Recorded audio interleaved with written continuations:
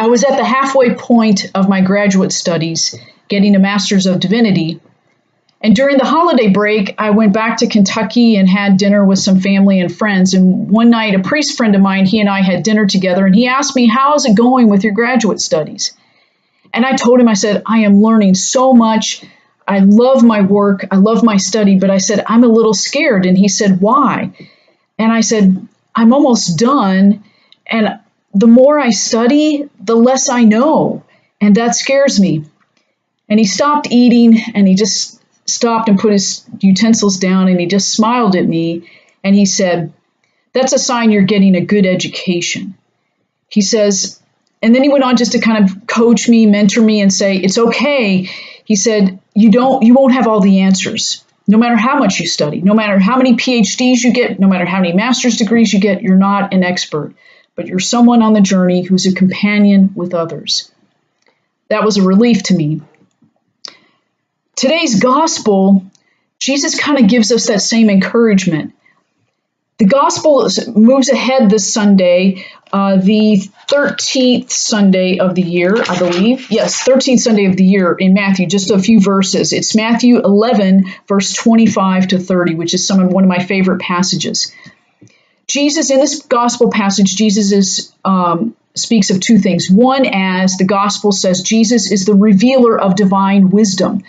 At the very beginning, Jesus gives thanks and says, I praise you, gives praise and thanks to God, because what has been hidden from the wise and the learned has been revealed to the simple, little ones, those who are uneducated. The message of God's love through Jesus Christ is very simple. And it kind of warns against those who think they know it all, think they're the expert in knowledge. The twist is that Jesus says, this wisdom, God's love, is revealed to the simple, the uneducated, the little ones of the earth. The second half is one of my favorite passages of Scripture, chapter 28 to 30, that says in Matthew 11, Jesus says, then with that revelation of divine wisdom, the second half, Jesus is the personification of divine wisdom. When Jesus says, come to me, all you who are labored and heavy burdened, and I will give you rest. Take my yoke, and learn from me, for I am gentle and humble of heart. Jesus, as the personification of wisdom, you have to understand too, in Hebrew scripture, wisdom is the feminine image of God. That personification, those feminine characteristics that Jesus says, come to me and I will nurture you. I will take care of you. I will strengthen you for the journey.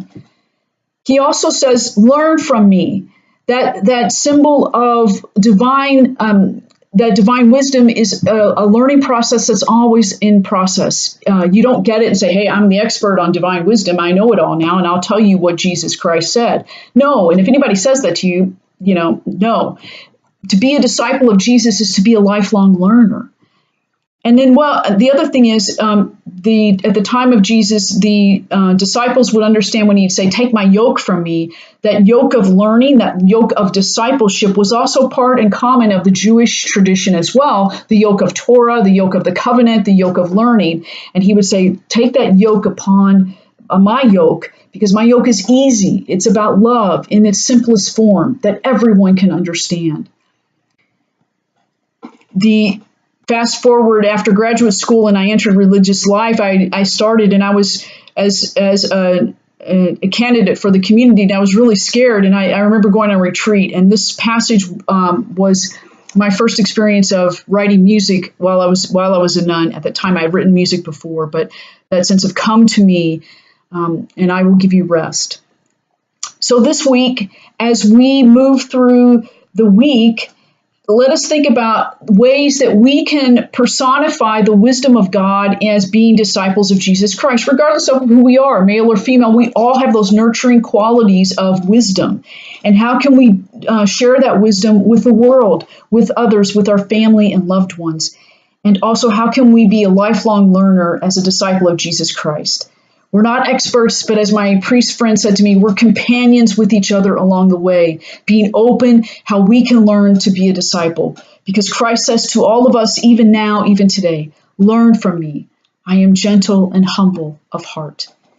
So may you have a good week in gentleness, in humility, in learning the love and wisdom of God.